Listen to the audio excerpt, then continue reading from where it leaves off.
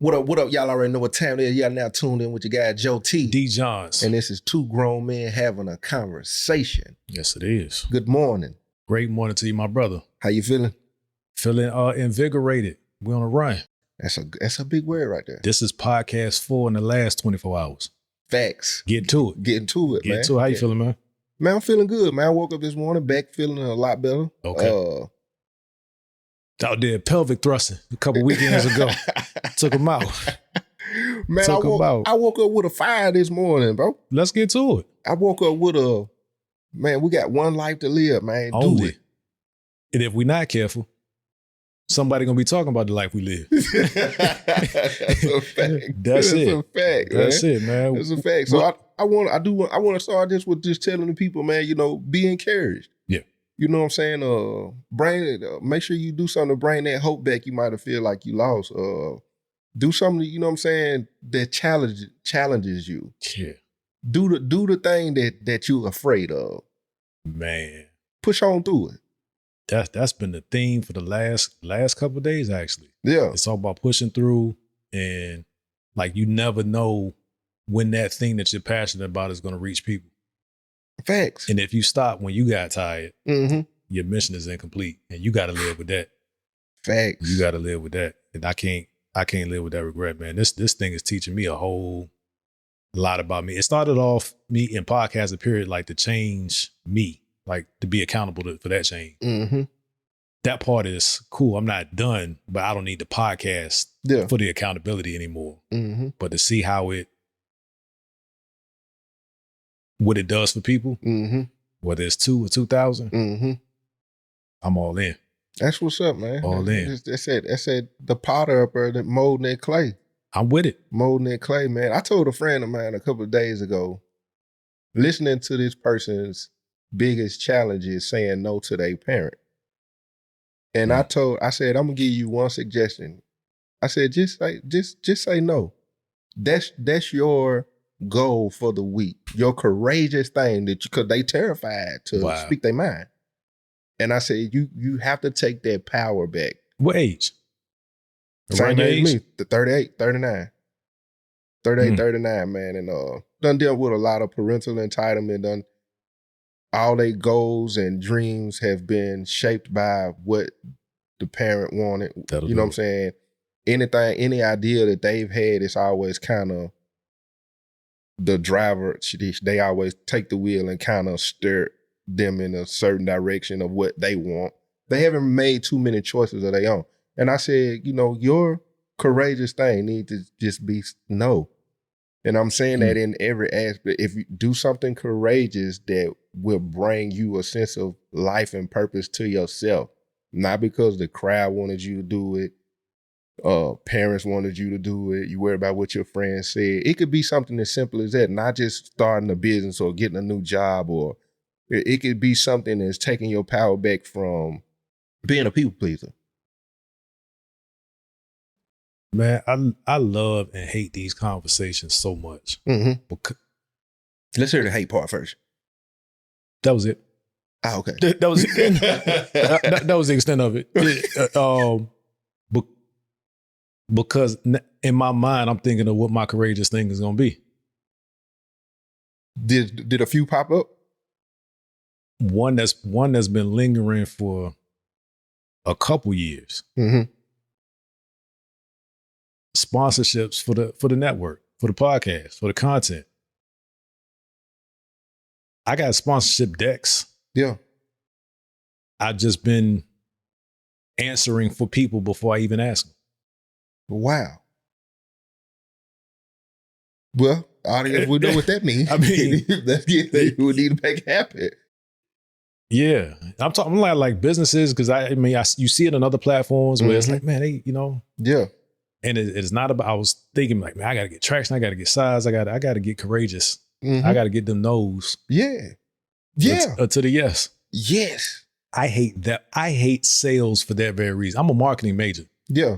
I can write you a sales plan and a sales pitch.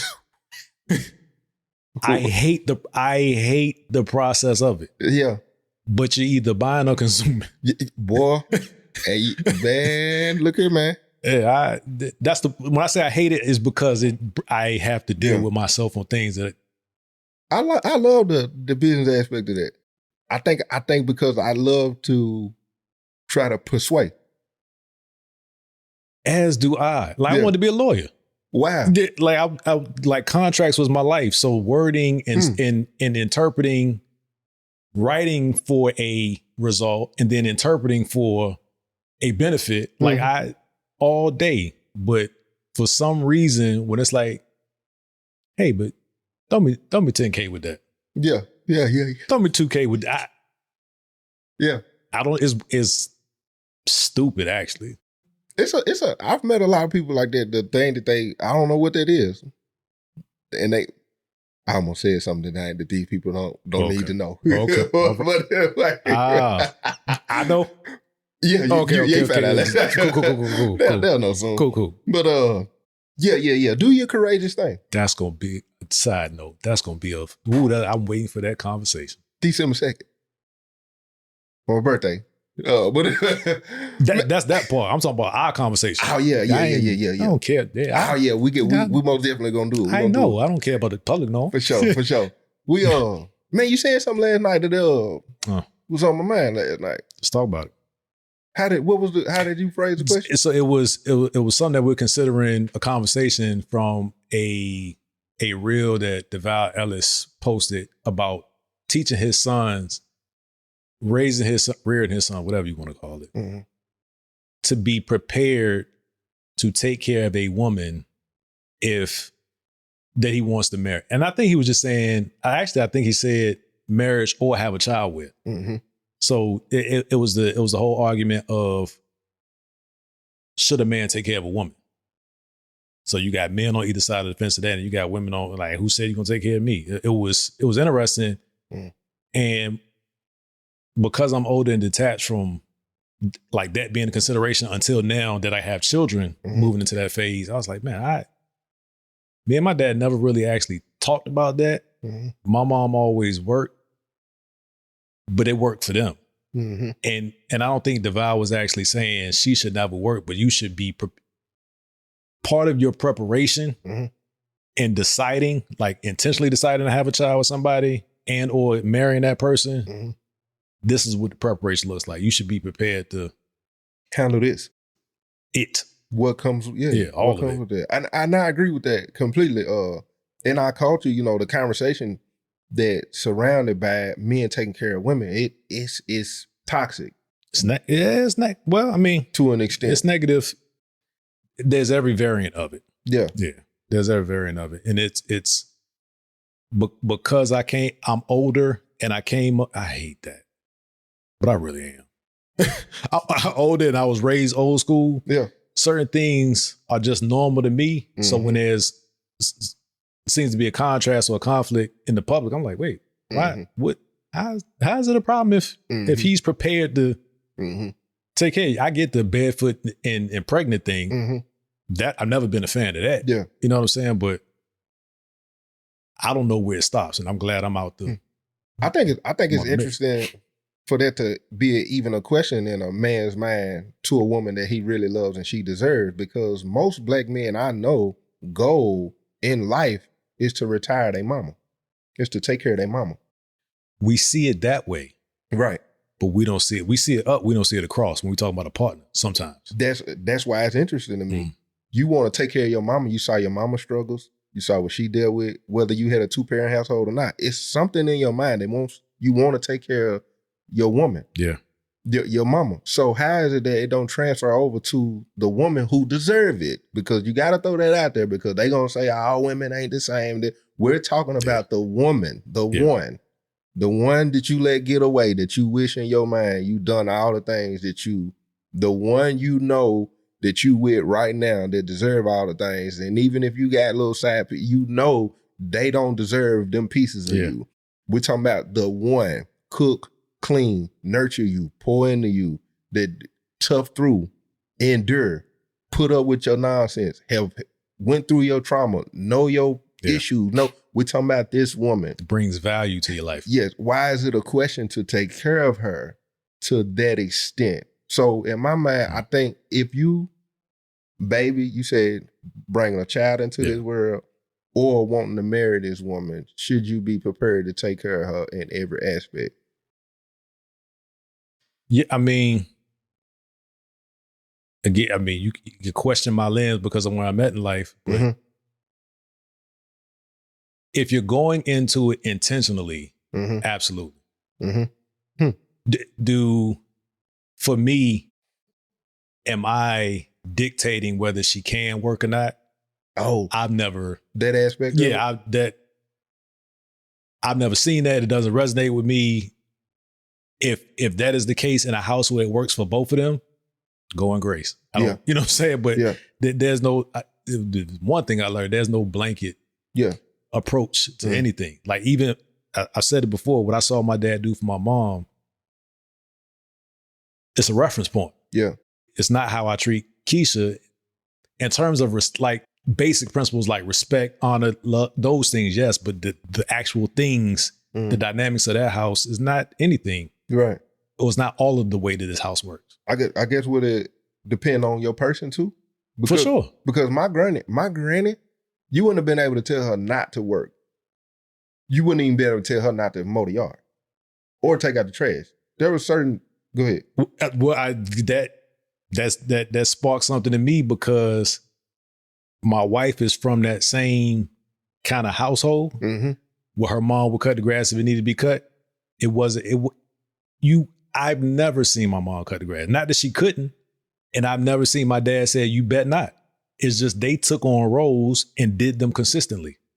So that was one of the challenges early in my marriage was, men do this. No, your daddy did that. See, and that's what I missed. When we was in therapy and I said, I don't believe in gender roles. And I come from women who I watched. Right. Take on things, I guess, society would say, this is what a man should do. This is what a woman should do and shouldn't do. Should and shouldn't do. And he called it something. He said, I can't remember the word for people who don't live like that. But that to me is another form of you prepared to take care of you. That's taking care of. You are letting her be her.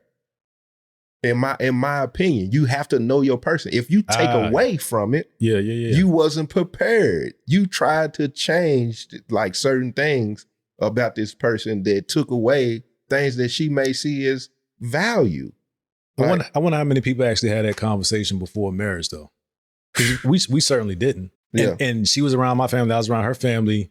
Like grew up a few miles apart. You said that too. You said y'all didn't have these conversations. No, about like what things I'm assuming I'm doing, what things I'm assuming you're doing. No, she came into it with this is what she knew, and maybe the assumption was because I was around her family, I figured that out, and she was around my family, I figured that out. I just had this conversation.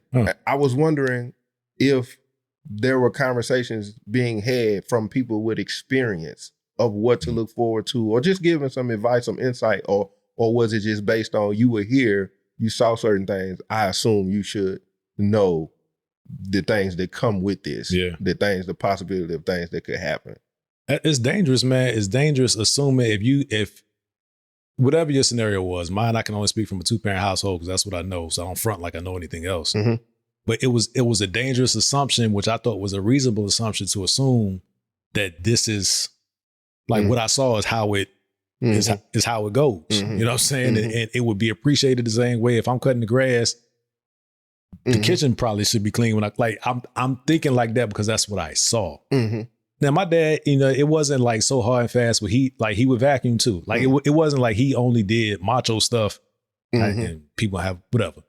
The assumed, hard labor stuff, he would clean the bathroom or whatever, but I would never, if my mom was in the yard, it would have been a problem for me. Because that means I ain't, you know what I'm saying? It could have never gotten to that point. So to me, that was a hard and fast. And I was like, why aren't you naturally doing this? And she's thinking, well, I mean, if I had to cut the grass, I'd cut the grass. But we never talked about it early. My mom was like that too. With a man around or without one. You know what I'm saying? She was just, but me being around my mama, I knew she liked cutting the grass because if it was hot outside, it was her exercise. Legit. It was Legit. Yeah. Like it was certain things. Like my mama, there's a lot of women who, I don't even want to use that word. A lot of women like when they men take their cars and wash them. Or my mama loved washing her car. There wouldn't have been a man that if he came home and she was washing her car, would have been like, "Why you washing car? I got that." He would have been taking from her. Yeah. Like that's something she really enjoyed doing. She gonna let the music play and she gonna wash, you know what I'm saying? I think it made her feel good. You know what I'm saying? And it's interesting that to think through this conversation, because my mom's reference wasn't what I saw her do. My mom's reference was her mom was single. Her dad left when she was like 7. So my grandmother would cut it until I started cutting the grass, and me and my dad would go cut it. Like, she wouldn't wait for nothing. So for my mom to come from that, not having a man around, I wonder what the adjustment was early in that marriage. Because I only saw it when I saw it. Right. You know what I'm saying? Right. So when they coming into it, she definitely came from, there's not such a thing. Like, my grandmother would hurt herself trying to do something that she should have asked for help for. Cutting the grass, moving. I remember one time she got stung by a bunch of bees raking up straw in her yard because she dare not ask or wait for somebody, or, you know, it's. I never thought through that. I only think through the lens of what I saw, but that's who my mom was to me. Is not the wife that she was, or the woman in the house. I should say that the woman that she was in the house that I saw wasn't her reference. So I don't know what changed. I don't know if her and my, you know, if they bumped heads early or they talked about it. I wonder what it would have been like for some of the women that I know that was like that if they had a man out around the whole time. What that would have looked like, I guess, for them to be softer. Yeah. More in a being used to being in what society would say a feminine role. Yeah. I do think we have a huge side of humanity in general that's very misogynistic. You chose your words. I think I see your mind taking. I think a lot of things that has been pushed on women was created by the idea of a man of what this is supposed to be for you, and how you're supposed to move, and how you're more so submitting to the ways that I see you should be, versus me just letting you be. Because what is the true definition from a woman's mouth? What allows her to feel like a woman or feminine? As many women as you ask, you'll probably get that many answers. Literally. Are you prepared to love your person for them? Yeah. In walking into that, you know. Do you want to give up some of that stuff? Like like doing stuff out of necessity, and that's what the reference of my grandmother was. I don't know. Was she, because she had to be that person, so I saw her as that person. If she had the opportunity to be something different, I don't know. She might have welcomed the help or the assistance. You know what I mean? But for her, it was, you know, and she taught us the same. She had 2 daughters, so it was, you know, her primary influence was on 2 women. And neither of them, my aunt, oh my God, my aunt definitely. No, sir. No, sir. Trash gonna sit there till the trash go. I know some that way too. They most definitely gonna let that sit there. Yeah. Even if it ain't a man around and them boys is in there. Yeah, for sure. Take their trash out. For sure. And when that's just the way the house works, you gotta be mindful bringing it into the next relationship and hearing each other out about. For me, it was more important for me to cut the grass than it was for her not to, even though she was willing. Like, for me, cutting the grass made me feel like I was accomplishing. Like, this is the measure of a man. Like, I'm supposed to be. I feel that. Supposed to be doing this. Open the door. You feel the same? Absolutely. That's still a struggle for my wife. Really? Like, stop. Just 20 something years. Like, knock it off. Wow. Well, like, I commend you for that. Knock it off, I bro. commend you for that. Sometimes she'll get in and I'll just look at her like, yeah. Chivalry is still a thing. Are you gonna get out and so we can do it? Yeah. And trying to teaching my sons that to make my daughters, like the other day or a couple weeks ago, we were I picked my daughter up from something at school and we were walking back to the car. And I said, hey, switch sides with me. Mm-hmm. He said, huh? I said, switch sides with me. I said, a man should always be between you and danger. This case is the street. A couple days ago, she made a post about it. Like my dad teaching me about, and I'm thinking, I didn't do it for that, but it's those things. Yeah. My That's son, I'm more likely to ice grill my son for not opening the door than making a mistake. Like, you know what I'm saying? Like, yo. Right. Yo, that's real. Get the door. That's real. You know what I'm saying? So my youngest son started to get that. I'm not saying that's proper, but like the respect things drive me more than I crashed the car. Yeah. You cool? Yeah. Okay. Open the door though. I'm curious to know in the comment section how many men are teaching, their sons what chivalry looks like, respecting a woman look like. I'm curious to know, like, do you consciously do these things, or are you just assuming from them watching that they are catching on to things? Are you literally like having these kind of conversations? And women, like, are you teaching your daughters, how to love a man? Yeah. What to, things to do for that man to feel just as appreciated? Because even in this conversation, there's a flip side of this conversation, because we're having a conversation about what it looked like to take care of a woman. Does a man have as much access to his woman as the woman has to him? Because a man in society, there's a big checklist. Not only is there a big checklist, he goes out into the world where, it's pretty much against you to an extent to get to that level, to continue to provide.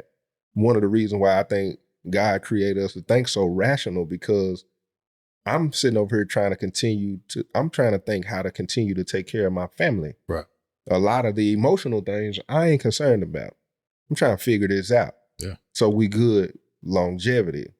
So when I wonder if women realize, are you quick to jump to what your man needs or what he needs help with? Attentive and all of that. Yeah, being as attentive. Or you're thinking, I'm just took care of on a certain level, and you're just not even conscious of, are you checking on his mental?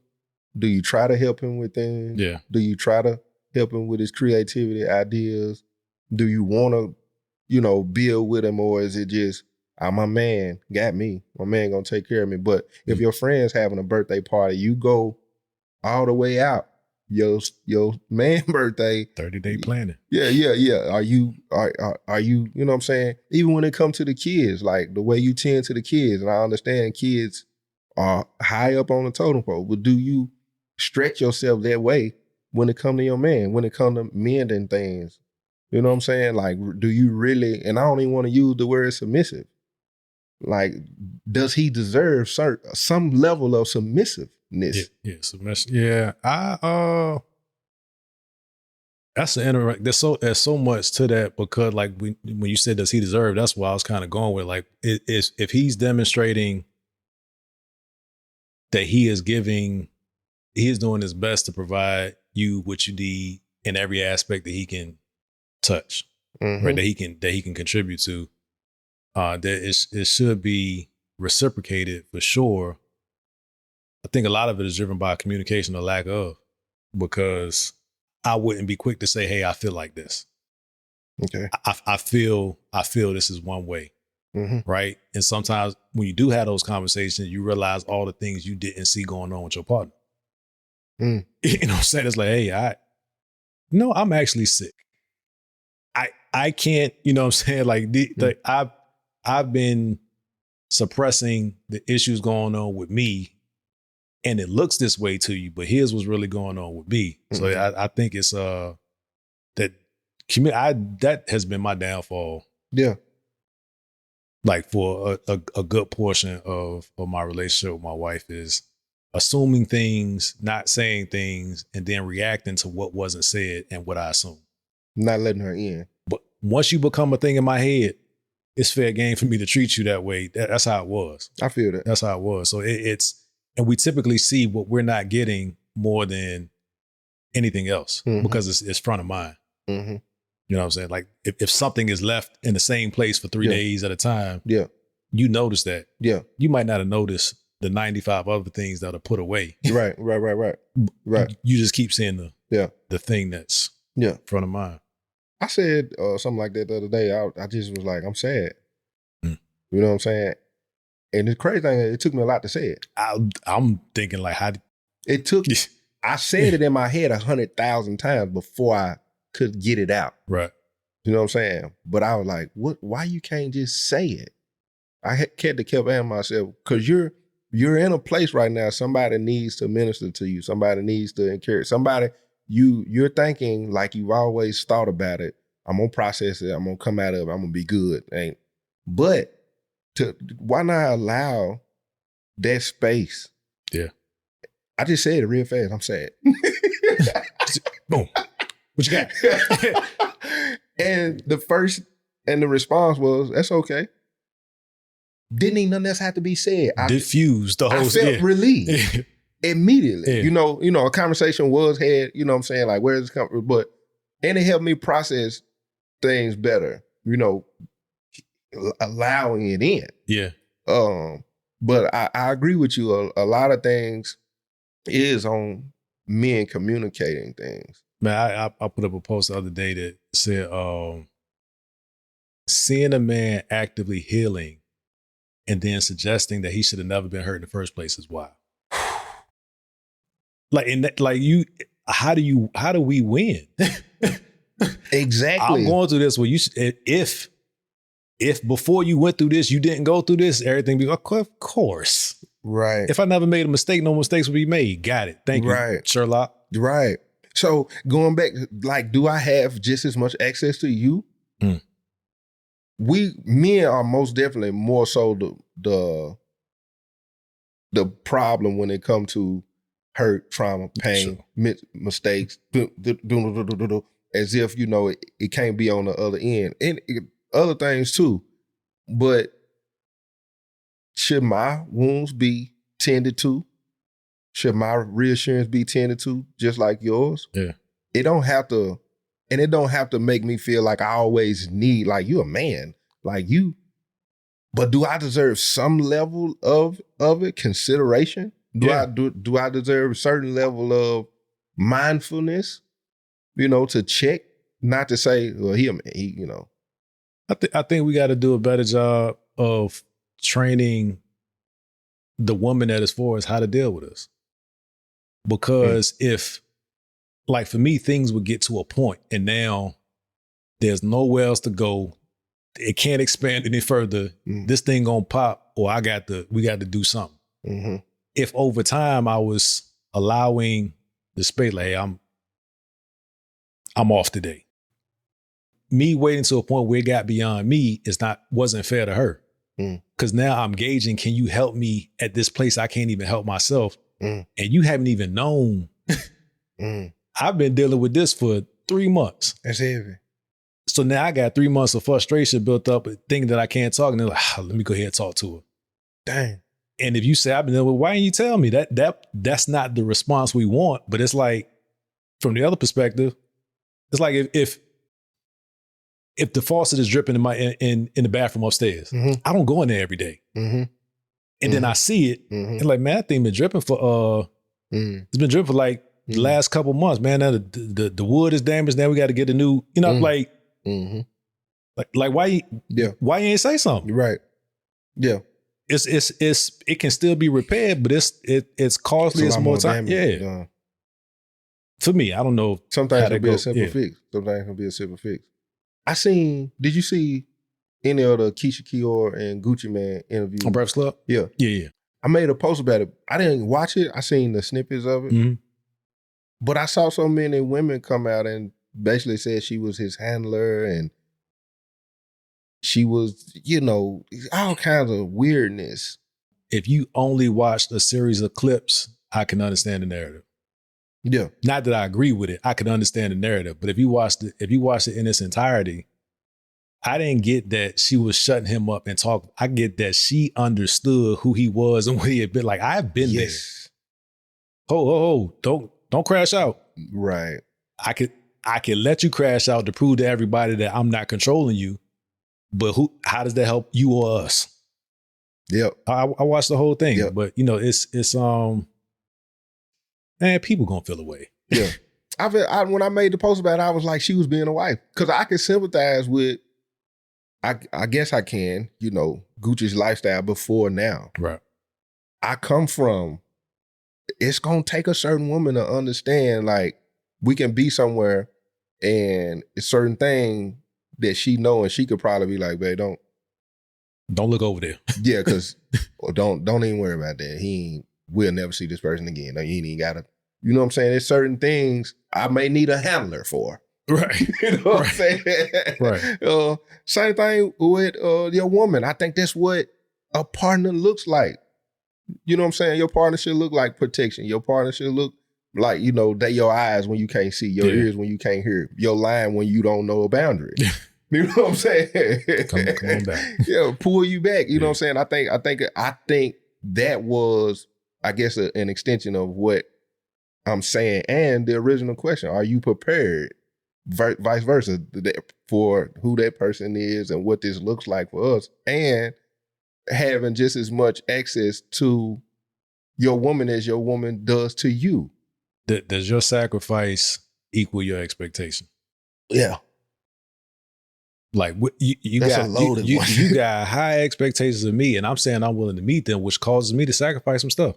Yes. I think it seems, because I don't even know where the dating pool is. I heard it's one in Dallas. They say there's a lot of urine in I heard it's one in Dallas and it's rocky. I would say men too now. Some men, they want all of the upside and only the upside. That's it. The moment you start talking about a challenge in marriage, it's so foreign to most people, but they'll work through any challenge anywhere else in life. That's true. In the street, you'll figure it out. Yeah. Incarcerated, you figured it out. On the job, you figure it out, or you go get another. The logic abandons, and I'm not even going to just say men. The logic abandons relationships when it's like, well, whoa. This is not easy anymore. That's so true. It's not easy. I feel like most people who do that, man, I'm going to say men first. Most men who do that was only a physical and a sexual attraction. That's the danger. And it died, and now you have no willpower to fight for what you never really wanted anyway. When you can start, I think detaching sex from emotion is so dangerous, especially when it becomes a way of life. Speaking as a guilty party. Because when something that means nothing to you means everything to somebody else, and your rational mind says, but it was, you know what I'm saying? Yeah. Yeah. So unless you picking like equal wholeness, like matching yours, you know what I'm saying? Yeah. Fair game. Right. Whatever. Right. But when you've made up in your mind that this is just compartmentalized for me, and you get involved with somebody that doesn't compartmentalize it like that, I think that's where the danger is. Because you'll never unsee it until you unsee it. Like it doesn't, or you'll never recognize it as a thing until it clicks. Yeah. But if you lived your whole life of this is this is this, all right, well, if you get with somebody that agrees with that, cool. Yeah. I think you start ruining people when you know I agree. There's a value there. And it doesn't just have to be sex. It Yeah. could be anything that somebody else sees a value that you don't see a value. And you kind of weaponize that to get ultimately get what you want out of it while pacifying them. That's real. One of the things I've dealt with was, like, when it comes to sex, for instance, you get with your person and over time, I'm guessing a piece of that dies. Like about you. But then you find your mind curious about someone else. But in that act, if you're being honest, you're doing the exact same things. What is it that in your mind that told you that was more exciting? It's the exact same positions, bro. The exact same, like, how do you recharge that or get that spark back where it belongs? And it's gonna go back to what you said, them spaces, them conversations, because it's gonna become easier to be lustful over here to somebody who does not know me. Yeah. Who has not had to deal with me, who has not got exhausted with some of my ways, and they just not turned on anymore because all upside. It could be just a look that just done pissed them off. Here he go or here she go again. And the middle of your body just don't, or your brain ain't allowed that space to just be like, well, but over here, there's a lack of all them things. And it's just a level of fun. But the risk of ruining this greatness really over here, even in this mess, it's scary, bro. What I believe happens is over time, you convince yourself that this thing that's lacking warrants this risk over here. Mm-hmm. By the time the opportunity presents itself, you're just going through with it. Mm. Like you've already, like if I got a problem that I either don't discuss poorly, or don't like the discussion about it and don't intend to work through it, 95% of everything else with this person could be fine. Mm-hmm. This 5% I really enjoy. Mm.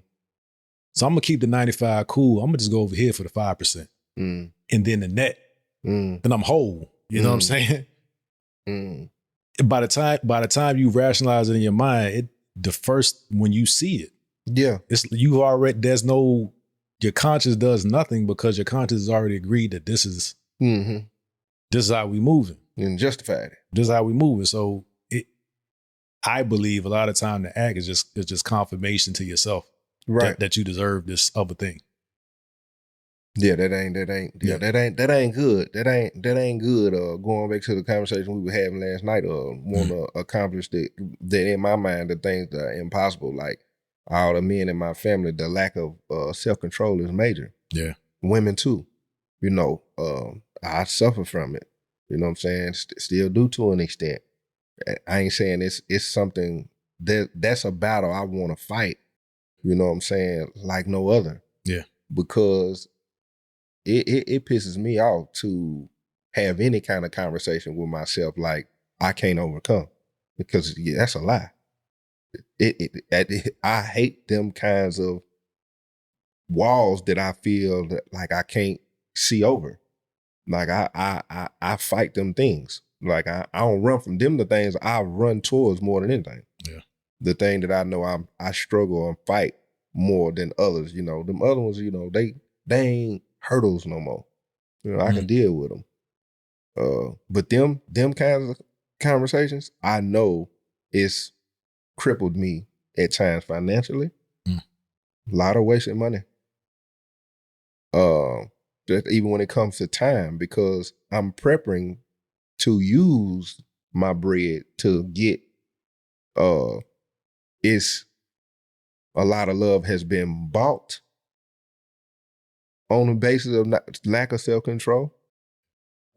There's a lot of things I can say that I know come from one specific thing. You might just be thinking, maybe just that moment, instant gratification. Yeah. Oh, it's affecting you in more than one. I promise you. It's having a ball. That thing on you. Yeah, it's having a ball. It's controlling your time, because anytime I practice really locked in and being focused and not, entertaining, I'm to the moon. I'm locked in. Yeah. Like my level of creativity is insane. Yeah. The way how productive I am it's on another level. And honestly, bro, the moments where I can really pinpoint them, I was committed to one person. It's good to recognize that before taking the step of marriage or even creating with some, procreating. When you had that foresight, is to understand to know who you are, know what things take you off your game. Yeah. The thing about marriage, man, marriage doesn't change bad behavior. Man. I seen a post about that the other day. It doesn't change bad behavior at all. It just it brings somebody else into your mess. Mm. You know what I'm saying? So it's the thought of I'm running around, and one day I'm gonna just settle down. Those two ideals can be true, but there's got to be a gap. Mm-hmm. Mm-hmm. There's got to be a gap in the middle where you're actually dealing with you and being honest with you. Can I actually, like, I've conditioned myself to live like this. Can I actually do this? Right? And if I do this, am I just going to be blaming this person for me making the choice or saying that I'm willing to live a way that I'm not willing to live? That's an honest question. I think everybody should answer, except for if that's where you're going. Yeah. It was a woman that I saw on the video. She said, I couldn't marry away my lust. She said, I thought this magical thing was going to happen when I said I do. In essence, and I had those conversations with myself over a year ago. You can't think in doing that, certain things just magically stop. It's just not going to happen. Like, you have to do that work and be that person. It ain't no, when I said I do, God just said, I'm taking all that away from you. Right. And that's, we talked about it before. It's like the whole marriage counseling thing. Marriage counseling is more like a finagled marriage approval process. Like, I don't know anybody, I didn't for sure go to marriage counseling before I decided that I wanted to marry this person. You proposed, data set or whatever, or there's real intentionality saying I am going to marry this person, and then you go to counseling to find out about the person. Yeah, that's crazy. By then you already committed, guys, men and women. You already committed. Like, this fool don't know what we talking about. This fool, she don't know what she talking about. You know what I'm saying? Whoever the counselor is, right? And sometimes you find yourself presenting to get through counseling. Like, man, we gotta. Yeah, shorty said we gotta go to counseling, or his family like that, so I got to go to counseling. Like, what is the actual purpose? Right. What is the purpose? Sometimes it be for the parents. Like, well, you can't marry my daughter unless. Come on, like, you're right. That ain't the time to figure out. Right. And then going back to the word only permits you to divorce for one thing, and that's infidelity. It gives no other reason that's justifiable to leave a marriage. That's it. We're not suggesting do other things. That's not a license to do. Now, in that, other things, marriage counseling, talking to people before marriage, knowing your person, you have to understand that even in doing all those things, you're still marrying a person that has some level of I guess, I don't want to say baggage or trauma, something and that's still evolving. Yeah. The person you marry could not be the same person 6 months from now. It should not. You're wasting 6 months. Exactly. Let alone 10 years, 15, 20. And these things, them spaces, like them kind of conversations to continue to evolve with each other, you got to create them spaces, but it only give one way to walk away. When you say for richer, for poor, for better, for worse, for sickness and health, we're constantly learning each other. We're constantly forgiving each other. We're constantly pouring into each other. We're constantly figuring this thing out together. There's only one way, if you choose to, that this is happening. Other than that, this is a work in progress to the grave. A lot of the process leading up to the wedding is like a fad diet. You do something that gives you a result, a really, really, really quick result in a really concentrated amount of time. And then you go to the honey bun store. Then you go back on cookies. You go back to who you really were. Right? Because your lifestyle didn't change. You compress trying to get this result in 90 days, where if you took a year to lose 40 pounds, chances are you might. You know what I'm saying? Yeah. So if you running up on marriage trying to be everything and look like everything you're supposed to be to get married, after I do, the only thing that happens is you've done it. Yeah. Yeah, that's it. That's it. Yeah. You have to I do every day. Yeah. I like that. So, and I'm not preaching like I figured it out. Yeah. It's experience. Bump my head. And it's like I do every day. You got to be presenting yourself as somebody that's worth marriage, and that's not who you are. You got yourself to blame. Yeah. And if you're marrying somebody that's just not, it's your fault, first and foremost. If you're marrying a liar, somebody that gaslights you all the time, very manipulative, I'm talking about, and you thinking that's gonna change that. But I'm talking about when you become one, that partner is also going to become a part of the journey to help you break curses too. I saw, because this person, you're a mirror. This person can see things. So when they saying things, it's a particular because both of us need to be better. I saw this lady the other day. I was gonna have this conversation with you too. We probably have it another time. And she said, I see everything my husband don't see. She was like, I pay attention to who calls for money, who he can't call for money, who calls for advice, who he can't call for advice. I pay attention to these things that he may not. So she was like, and I'm gonna tell him, I'm going to want to keep him away from you too. If you can't be to my husband what he is to you, right, I'm going to protect him. Right. And to me, that's important, because there are a lot of people that ask me for things and do things that are my bloodline. But a lot of that is crabs in a bucket mentality. Nothing has never changed. Nothing is evolving. You expect, and the minute I get married or move on in my life, the only attachment you had to me that may, in your mind, may be some level of control is probably to ask for these things or to call in. But if my partner is seeing this, they're not trying to control me or take me. They're helping me grow up more. Yeah. They're forcing boundaries. Yes. Yeah. That's one thing that just came clear to me when you said you marry a person that's this, that, or the third, whatever it is, good or bad.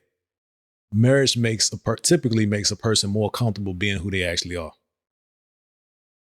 So if you think it's going to let up after I do, no, you probably going to get it 10x, good or bad. Yes. I'm saying, don't take just the negative of it. Like if that person, if you find, like, the whole finding a wife thing is probably a conversation. Not finding a girlfriend. I like that. Right, I like that. Right? You don't become whatever. But if you find somebody that's demonstrating those qualities, you hopefully, if that's truly who they are, they're not just putting on. Hopefully, that you're going 2 or 3x that, 5x that, because they're comfortable. Like we're about us now, right? But if they doing all the other things as well, I got them. I got her. You know what I'm saying? What they gonna do? Leave? So should I know the goal isn't marriage for everybody. Because some people just want to be single. As they should. Or whores.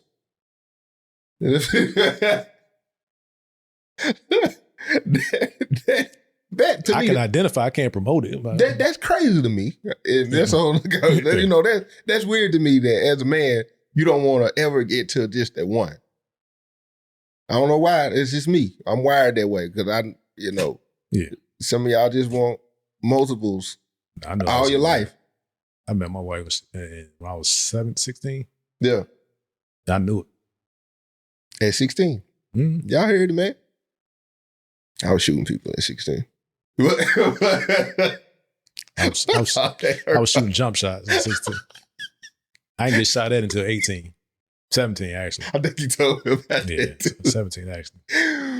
Man, I guess that's the episode for today, man. Y'all jump in the comment section, man. If you looking for marriage, if your relationship is like reciprocated, is there reciprocation in your relationship? And before you go into marriage or having a kid, are you prepared? Yeses or nos? What are you willing to give? It's Joe T. D. Johns. Two grown men having a conversation. Easily. Rarely speak my mind, humility really kept me alive. This generation kill you, counsel you cause of your pride. Woe to those who playing victim, get pushed to the side. Accountability changed my life, I was living a lie. Nowadays you strike a man, ego get hit with that fire. Now you doing life or taking a life, you stuck on the inside. Now you playing victim, redefining your definition.